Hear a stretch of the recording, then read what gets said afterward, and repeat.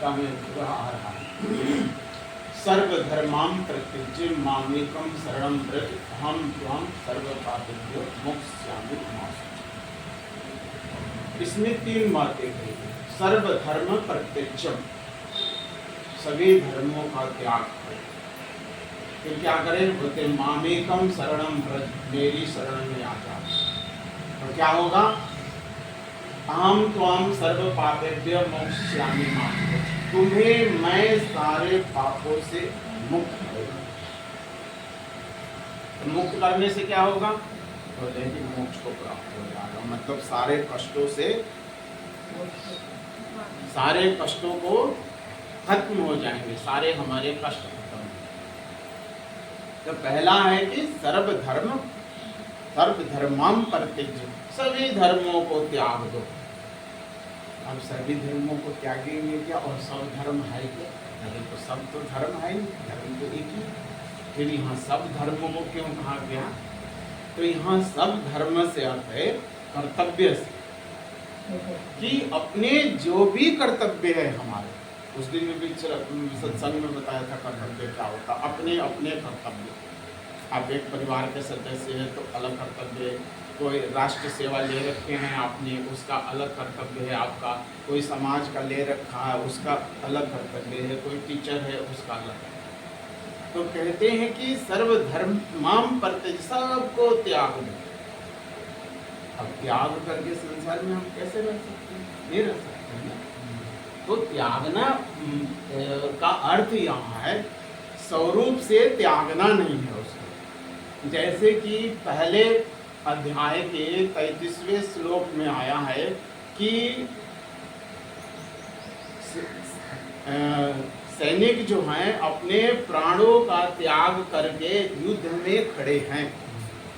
सैनिक अपने प्राणों का त्याग करके युद्ध में खड़े हैं। तो अब बताओ, यहाँ बोल रहे हैं कि प्राणों का त्याग करके, प्राण का त्याग कर दिया तो युद्ध में खड़ा कैसे होगा? इसका मतलब ये है कि प्राणों का मोह, मर गए तो कोई बात, प्राणों का मोह का त्याग है। क्योंकि प्राण का त्याग करके कोई खड़ा कैसे हो जाए? उसी तरह से इसी में आगे कहा गया है कि अपने जीवन का त्याग करके युद्ध में खड़े हैं, अपने जीवन का त्याग करके युद्ध में खड़े हैं। तो जीवन का भी त्याग करके युद्ध में कैसे कोई खड़ा होगा? जीवित होगा जब भी तो खड़ा होगा। तो इसका अर्थ ये नहीं है कि जीवन को त्याग, इसका अर्थ है कि जीवन का मोह का त्याग करके। प्राण भी चला गया तो कोई बात। उसी अर्थों में कहा गया है सर्वधर्मां परित्यज्य, सभी धर्मों को छोड़। संसार में कर्म करना है, कर्म करने के लिए अध्यात्म कोई बाधा नहीं है।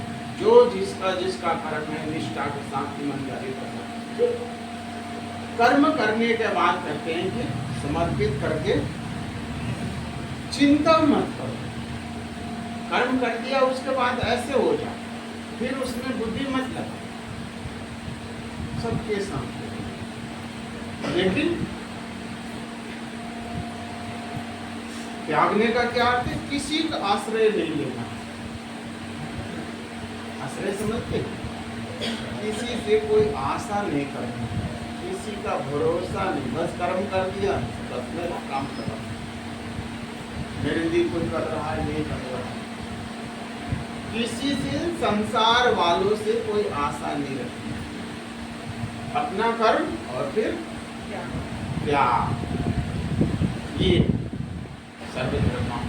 क्योंकि त्याग करके सबको संसार में नहीं रह सकते, सब कर्म को करना है, लेकिन कर्म करने के बाद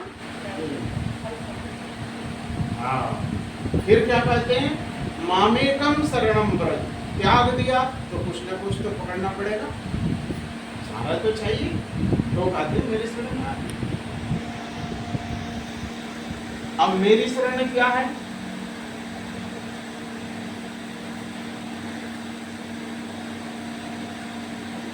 शरण का मतलब है, मामेकम शरणम का यहाँ है, मामेकम शरणम व्रज यानी कि परमात्मा की शरण में आ जाना, भगवान की शरण में आ जाना। तो भगवान की शरण में आ जाने का क्या अर्थ हो गया? भगवान को अपना मान लो। मैं भगवान का और भगवान नहीं। क्योंकि जब तक हम अपना नहीं मानेंगे, ये संसार से जितने भी संबंध है जिसमें हम लोग आसक्त हैं, क्यों आसक्त हैं? क्योंकि हमने अपना मान रखा हुआ, ये मेरे हैं। मेरे होने के कारण ही तो आसक्ति पैदा हो रही है। हम उनके लिए मर जी रहे हैं, अपने शरीर को भी लगा दे रहे हैं। क्यों? संबंधों के कारण उन्हें अपना मान रखा है। उसी तरह से भगवान को जो अपना आप मान रहे हैं, उसका अर्थ ये है कि भगवान को अपना, मेरा भगवान ही मेरे हैं और कोई मेरा नहीं है। केवल आश्रय, यहाँ पर संसार का आश्रय नहीं लेना। काम संसार के लिए करो, लेकिन आश्रय संसार का नहीं। आश्रय, हाँ, भगवद आश्रय इसको बोलते हैं, भगवद आश्रय। संसार के लिए जो कुछ भी आप करते हो उसको परिश्रम करते हो, उसको श्रम कहते हैं। परिश्रम में श्रम हो, उसमें विश्राम नहीं। और जब हम भगवान के लिए करते हैं उसमें विश्राम है। जैसे कि साधना हम कर रहे हैं, ध्यान कर रहे हैं, तो विश्राम में है, शरीर कुछ भी नहीं करता, लेकिन कर रहा है। कर्म यहाँ भी हो रहा है, लेकिन कर्म करते हुए विश्राम में है, आराम में है। लेकिन संसार में ऐसा नहीं है। संसार में कर्म करोगे उसमें परिश्रम होता है। इसलिए ये जो शरीर के लिए सोना भी है ना, सोने में विश्राम बोलते हो ना सोने को आप लोग, लेकिन इसमें भी परिश्रम है। इसीलिए सोना भी तामसिक माना गया, क्योंकि सो किसके लिए रहे हैं? शरीर के लिए। सो शरीर के लिए रहे। तो जो कुछ भी आप शरीर के लिए कर रहे हो, इस मान के कर रहे हो तो मैं शरीर के लिए कर रहा हूँ, वो बोलते हैं कि सब तामस और राजस कर्म। और पहले भी बताया कि जब कर्म पूजा कब होता है? जब सब कुछ मैं भगवान के लिए कर रहा हूँ, ये जो भाव होता है, तो वहाँ कर्म क्या होता है? पूजा हो जाता है। कर्म वहाँ पूजा होता है। तो भगवान में मन लगाने का क्या अर्थ है? भगवान को अपना मान। क्या भगवान को आप अपना मान लोगे ना, तो मन लग जाएगा। जैसे आप लोगों के परिवार वालों के साथ आपका मन लगता है, रिश्तेदारों के साथ मन लगता है। क्यों लगता है? कि अपना मान रखते हो। तो उसी तरह से भगवान में मन लगाने का अर्थ है कि भगवान को अपना मान लेना। भगवान मेरे और मैं। पूजा का अर्थ है कि सभी कार्य को भगवान का कार्य समझ करके करना है। तो जब भगवान का कार्य समझ करके करेंगे आप, तो उसमें कोई मिलावट नहीं करेंगे, क्योंकि मिलावट करेंगे तो कार्य समर्पित नहीं होगा। तो कार्य समर्पित नहीं होगा। जब वो देखो मन जब मैला होता है ना, मन में गंदगी होती है, तो कितना भी भाव लाओ, भाव नहीं होता। उसी तरह से कर्म आप गलत करके और चाहोगे कि समर्पित करके नहीं होगा, समर्पण नहीं, केवल पुण्य कर्म होगा, क्योंकि मन वहाँ स्थिति में आते ही नहीं है।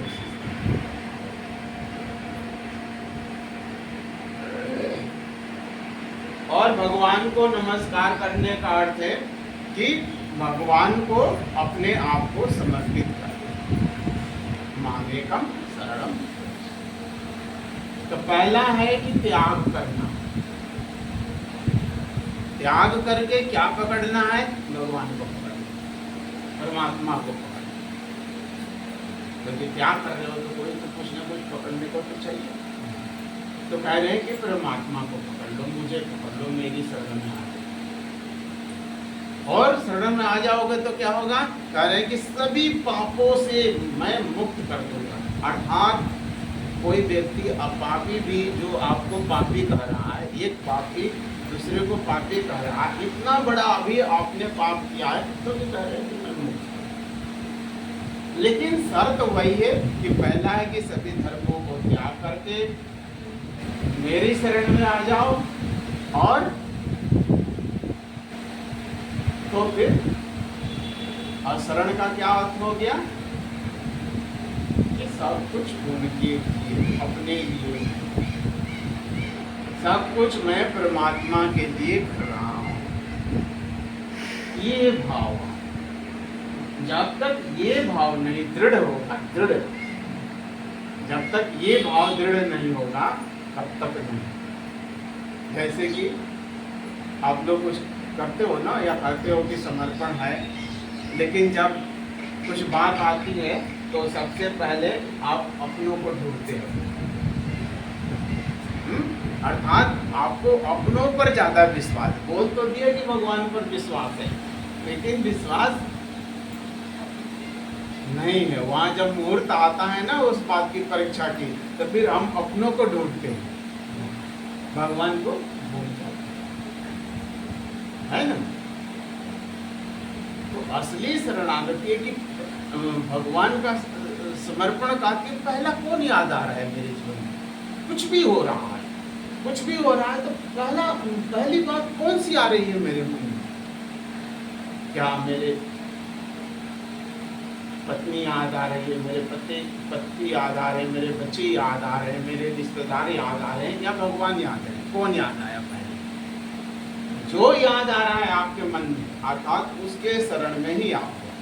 अगर भगवान आपको याद आ गया, पहले कुछ आपके दुख है या सुख है, कोई भी बात हुई, पहला भगवान है, तो इसका मतलब भगवान की शरणागति अब हो रही है। ये पहचान, पहला कौन याद आ रहा है?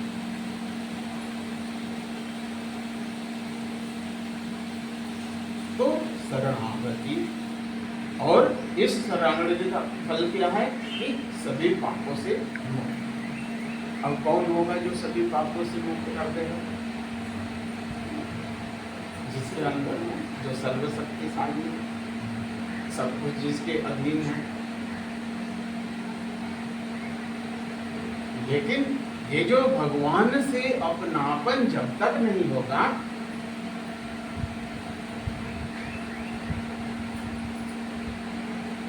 जब तक हमारे अंदर वह एक जागृति, एक चेतना, एक समझ, सब कुछ वही, ये जितनी विविधता है, प्रभु ही विभिन्न रूपों में, हमारे प्रभु ही विभिन्न रूपों में इस सृष्टि में है। वो जीव जंतु कुछ भी जो विभिन्न रूपों में है।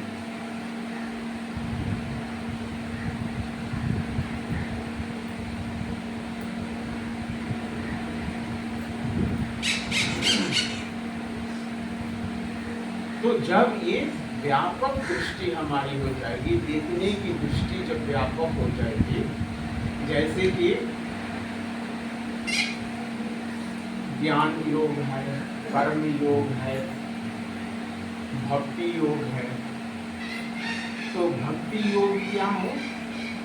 सब जगह भगवान को देखना, सब में भगवान को देखना, ये भक्ति योग। ज्ञान योग क्या है?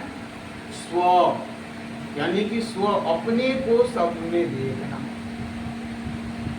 एक ही बात है, दोनों एक ही बात है। हम अपने को व्यापक रूप में देख रहे हैं कि मैं ही सब में हूं, ये ज्ञान योग है। और भक्ति में क्या है कि सब भगवान के रूप में हम देख रहे हैं। और कर्म योग क्या हो गया? जो कुछ भी मैं कर रहा हूं वो भगवान का ही कार्य है। तीनों मार्गों से चलने से मुक्त हो सकता है। लेकिन ये कर्म में जब तक वह साधना नहीं होगी, अंतर्मुखी जब तक साधना नहीं होगी, कर्म में वह भाव नहीं आने का कि मैं परमात्मा के लिए कर रहा हूँ, भगवान के लिए कर रहा हूँ, ये भाव नहीं है। उसमें क्या रहता है? मैंपन का भाव रहता है, मैं हूँ और करता, अहम करता, फल साक्षी भोक्ता। जो करता है वही फल भोगता। फिर वहां पर पापों से आप मुक्त नहीं होंगे, क्योंकि आपने मान लिया कि मैं कर रहा हूँ, आपकी शरण में नहीं है आप, तो वो सारा भार आपको उठाना पड़ेगा। और जब शरण में हो जाएंगे तो भगवान कहते हैं कि मैं उठा लूंगा।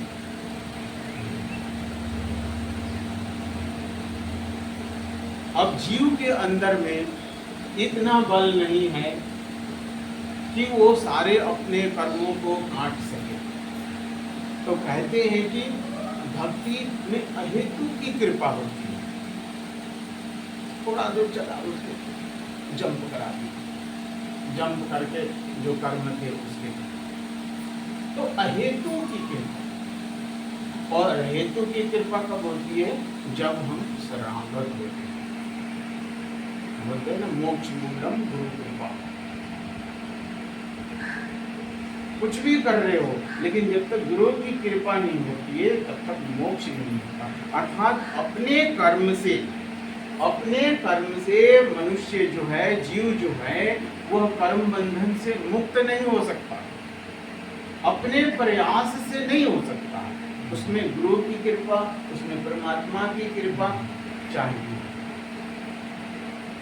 क्योंकि जन्मों जन्मों के उसमें प्रारब्ध पड़े हुए। तो इसमें पहला तो चीज कहा गया है कि सर्व धर्मां प्रत्यज्य मामेकम, सभी धर्मों का त्याग करके मेरी शरण में आ जा, तो सारे पापों को मुक्त कर दूंगा। और पापों से मुक्त हो जाएगा तो क्या होगा? मोक्ष को प्राप्त होगा।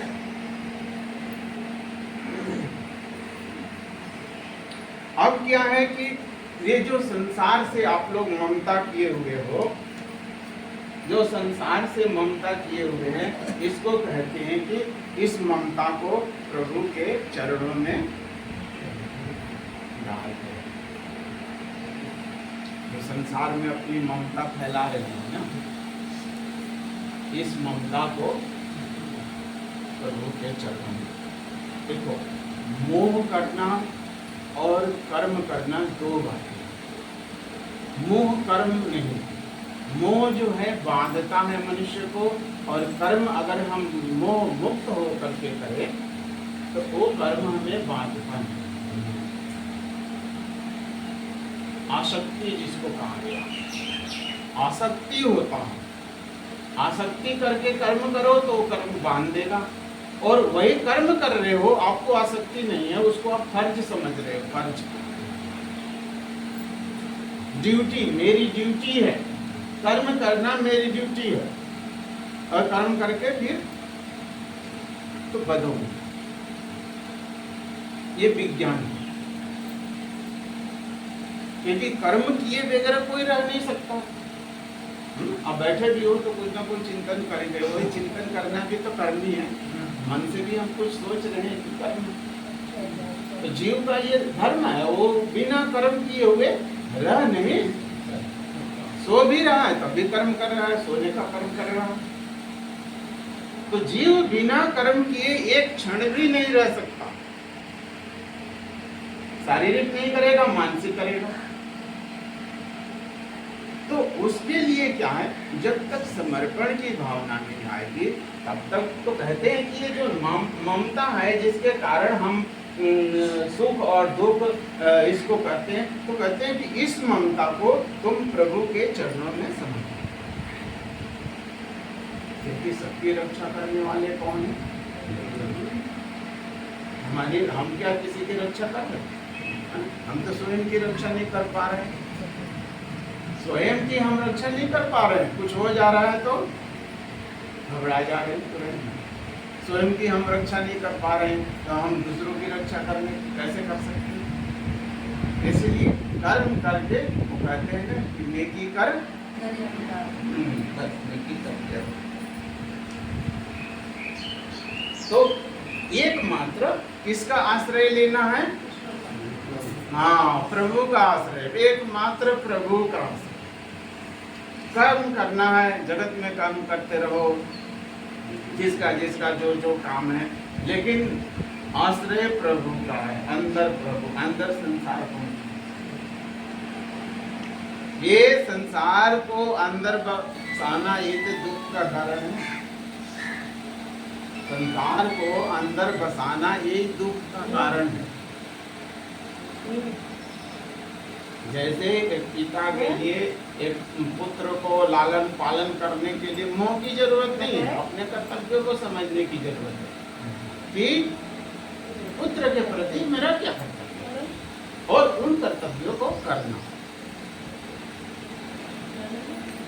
बिना मोह के भी हो सकता, बिना आसक्ति के भी हो सकता, क्योंकि उसका जीवन मोह से नहीं बनेगा, कर्म से बनेगा।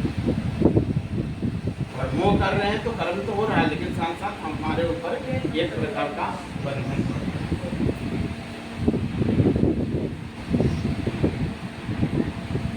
तो इसके लिए क्या करना है? अपनी दृष्टि को बढ़ाना है। और दृष्टि कैसे बढ़ेगी? जितना आप अंदर जाओगे, जितना आप अंदर जाओगे तो बाहर के चक्षु खुलेंगे। बोलते हैं ना, कण कण में है झांकी भगवान की, किसी सूझ वाली आंख ने पहचानी। कण कण में है भगवान, लेकिन उसके लिए सूझ वाली आंख चाहिए, और सूझ वाली आंख होगी तब पहचान में आएगा, नहीं तो नहीं।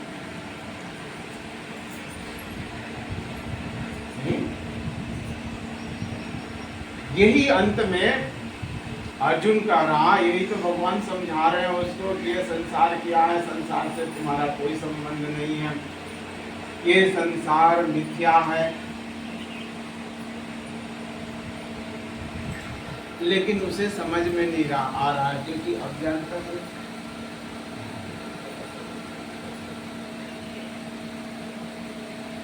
जागे जग जाई है, जागने से जग हेरा जाता है।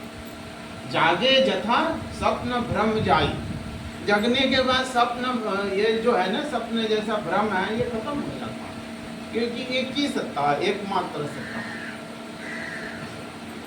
लेकिन जब बाहर के चक्षु बंद करने से अंदर के पट खुलते हैं। जब तक अंदर बाहर के ये बंद नहीं करोगे तब तक अंदर के नहीं खुलेंगे। जैसे सुबह भी मैंने कहा था कि पानी को ऊपर चढ़ाना है तो चारों तरफ से बंद करना पड़ेगा। उसी तरह से ये नियम है, शास्त्रों का नियम कि बाहर के पट बंद करो तो अंदर के पट खुलेंगे, और जब अंदर के पट खुलेंगे तभी सत्यता की जानकारी होगी। तभी अर्जुन ने कहा कि नष्टो मोह स्मृति लब्ध्वा, अब मेरा मोह नष्ट हो गया है। हे प्रभु, मेरा मोह अब नष्ट हो गया है, मैं सत्य को जान गया कि सब जगह आप ही हो, आपके सिवाय कुछ नहीं है। नान्यं किंचित धनंजय मता प्रह, नान्य किंचित धनंजय, मेरे सिवाय कुछ भी नहीं है, मेरे सिवाय कुछ भी नहीं। नास्तो विदिते भाव न भाव विदिते सता, असत की कोई सत्ता नहीं है और सत्य का कहीं अभाव नहीं है, अर्थात परमात्मा हर कण कण में है, लेकिन असत्य का कोई सत्ता है ही नहीं। जो कुछ भी हम देख रहे हैं ना, मेरा मेरा मेरा मेरा कार्य, कुछ मेरा मेरा हाथ नहीं। कहते हैं कि एकमात्र केवल मैं ही हूँ, मेरे सिवाय कुछ नहीं। और हमें सत्य इसलिए लग रहा है क्योंकि हमारा अभी मोह नष्ट नहीं हुआ। जब मोह नष्ट हो जाएगा तो सत्य का दर्शन हो जाएगा।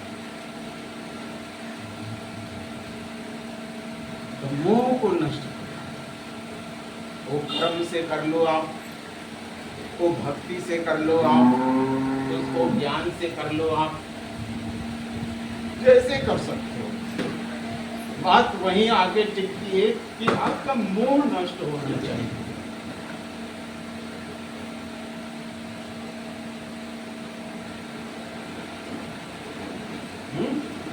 आपका मोह नष्ट होना चाहिए। तो संसार में कैसे हम कार्य करें, संसार में कैसे कार्य करें, तो कहते हैं कि नाथ सकल संपदा तुम्हारी, मैं सेवक तुम स्वामी।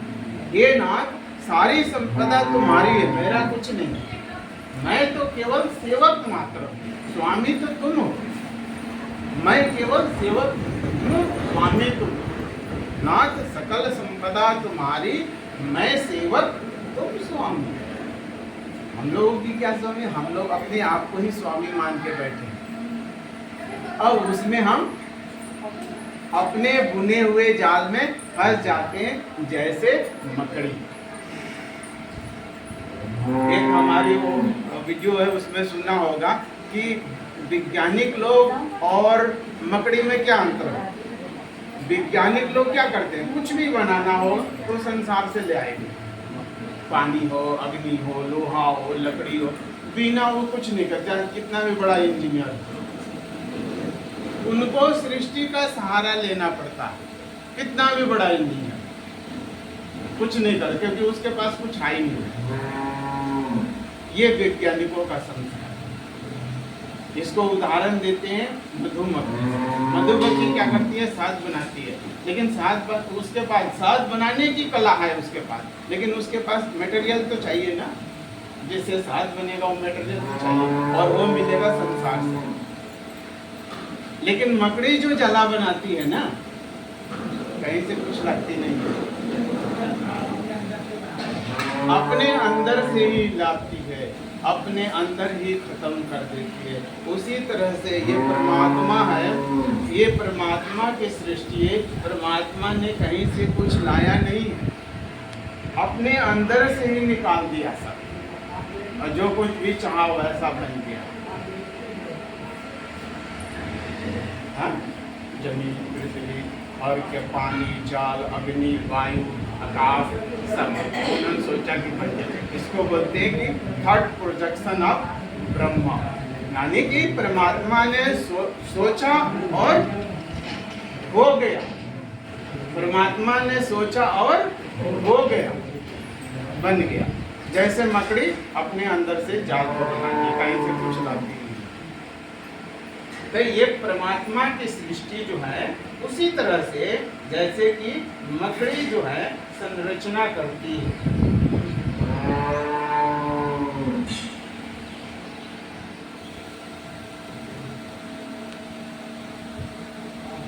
तो मूल सूत्र था क्या चर्चा का हमारा, कि सर्वधर्म परित्यज्यम मामेकम शरणं, सभी धर्मों को छोड़ देना है और एक किसकी शरण में चले जाओ, परमात्मा की शरण में चले जाओ। तो क्या होगा, सारे पापों से मुक्त कर देंगे और मोक्ष को जीतना।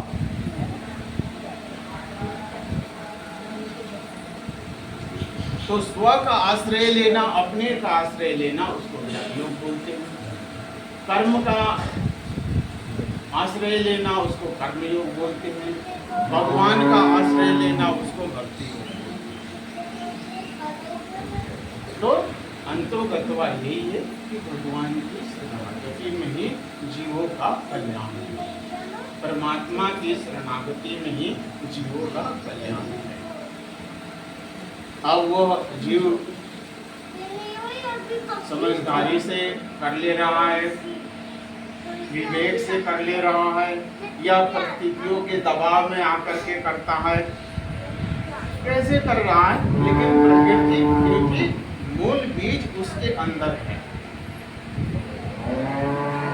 इंद्रियां, सुबह में भी कहा था मैंने, इंद्रियां संसार से बनी हुई है, लेकिन जो हमारी मूल चेतना है वो ईश्वर का अंश है। इसीलिए ये तो संसार की तरफ खींच ले जा रही है, लेकिन अंदर की जो चेतना वो कर रही है।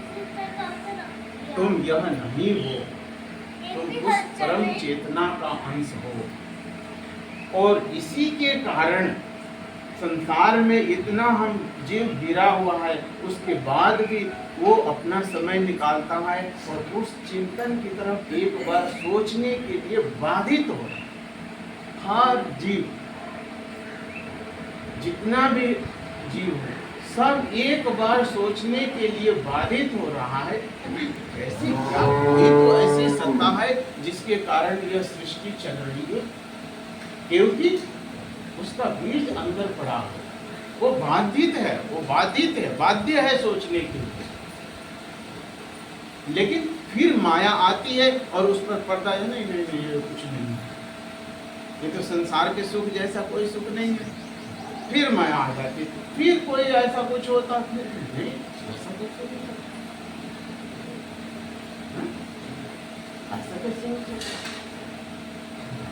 तो इस संसार का उदाहरण ऐसे दिया गया है, जैसे कि आप सपने देखते हो तो सपने में सब कुछ सच्चा लगता है। कुछ खा रहे हो वो भी सच्चा लगता है, कोई पिटाई हो रही है वो भी सच्चा लगता है। लेकिन जगने के बाद ना तो वहाँ हमारी पिटाई हो रही थी और ना तो कुछ खा रहा था, मैं तो आराम से सो रहा हूँ। उसी तरह से जब जग जाओगे तो जो कुछ भी देख रहे हो ना, ये संसार मेला कुछ नहीं, एक ही सत्ता है जो सब कुछ को नचाए जा रही है। इसीलिए ये बोलते हैं ये एक तरह का नाटक है, एक तरह का खेल भगवान ने रच दिया है। इस खेल को जो समझ गया और खेल से कुशलता पूर्वक अपने आप को, अपने विवेक का प्रयोग करते हुए निकल गया तो निकल गया, और नहीं तो दलदल में फंसा है, सुख और दुख में फंसा रहेगा। यहाँ विवेक की जरूरत है। ये सारा संसार एक रंगमंच है। जैसे कि रामलीला होती है ना, तो जो राम बना हुआ था, राम होता है क्या? नहीं होता। वो जानता है कि मैं राम नहीं हूँ, लेकिन फिर भी वो राम जैसा बोल रहा है। क्यों बोल रहा है? क्योंकि उसने राम का अभिनय कर रहा है, अभिनय कर रहा है, राम जैसा अभिनय कर रहा है, लेकिन वास्तव में राम है नहीं। उसी तरह से जीव जो ये संसार में आए हैं, जैसे मैंने कहा है कि त्याग, धर्म त्याग करना है, अभिनय करना है। उसको अभिनय नहीं, हम लोग पकड़ लेते हैं। इतना मोह हो गया, जैसे कि सदा सदा से किसी के साथ रहना। बेटा बाप से बच गया, बाप बेटे से बच गया, पति पत्नी से बच गई, पत्नी पति से बच गया, जन्मों जन्मों तक रहेंगे। इसी जन्म का पता नहीं है, अगर जन्मों जन्मों का, इसी जन्म में तो पट नहीं रही है। सुबह कुछ लड़ाई, शाम को कुछ लड़ाई, अब बोल रहे हैं जन्मों जन्म। क्योंकि भ्रम है, हम देख सत्य को नहीं देख पा रहे। आप एक नाटक कर रहे हो, और नाटक सही सही करोगे ना तो फंसोगे नहीं। उसको सत्य मान के कर लोगे कि जो जो जो जैसे कि रामलीला में जो राम कर रहा है, अगर बाहर अक्सर कहा कि मैं राम को लोग पीते हैं, बोले तब तो तुम्हें शराब पीते हुए देखा था, तुम राम कैसे हो गया? लेकिन शराब पी रहा था, लेकिन वहां मंच पर राम बना होगा। इसी तरह से संसार में इसको नाटक की तरह दो, अपना कोई नहीं। बस कर्म, जैसे उस कर्म कर रहा है, राम बन के कर्म कर रहा है, नहीं राम, लेकिन राम बन के, इसलिए आप माता है, माता बन के काम कर लो। बच्चे से मोह मत, बच्चों के लिए क्या करना है, क्या करना कर लो। हाँ, मोह मत करो। और जब मोह नहीं करेंगे, कर्म करेंगे, उस कर्म को प्रभु को समर्पित कर देंगे ना, वही कर्म आपको मुक्त कर देगा, बंधन नहीं बनेगा। ज्यादा विशेष कुछ करने की जरूरत नहीं है, बहुत बस नाटक की तरह समझना। हर व्यक्ति को, जब पति हो भी नाटक समझे, पत्नी भी सोचे नाटक है, बच्चे भी सब समझे। मैं नाटक मात्र कर रहा हूँ, और नाटक बढ़िया से कर। ऐसे नाटक करना है कि पत्नी को पता ना चले और पति को भी पता ना चले कि नाटक हो रहा है। इतना नाटककार का है ना, वो कलाकार सबसे बेस्ट कलाकार होता है जो राम बना तो बिल्कुल राम जैसा बोल रहा है, हनुमान बना तो बिल्कुल हनुमान जैसा 84 दिन में।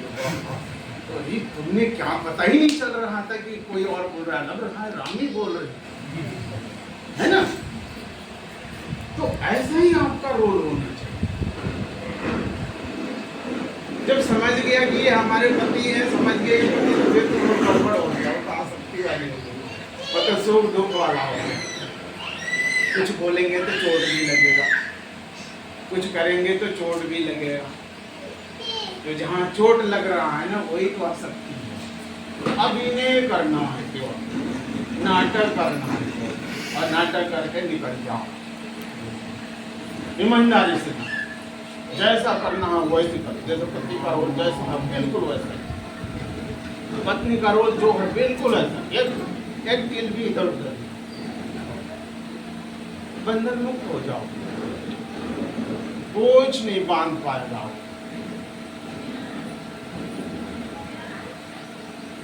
लेकिन जब आसक्ति हो जाती है तब भी हम हेरा फेरी करने लगते हैं। यही है, मोह ही दुखों का कारण है। जो कुछ भी हम गलत संसार में कर रहे हैं ना, इसका एक ही कारण है, आसक्ति। जब आसक्ति खत्म हो जाएगी ना, बस फिर मेरा नाटक चलेगा, बढ़िया वाला नाटक। जिस दिन बढ़िया वाला नाटक करने में आप सक्षम हो जाओगे, कोई भी कर्म आपको बांध नहीं सकता, कोई कर्म नहीं। यही अध्यात्म। और नाटक बढ़िया करो आप लोग, रंगमंच को नाटक इतना बढ़िया करो तो ये सामने वालों को पता ही नहीं चले।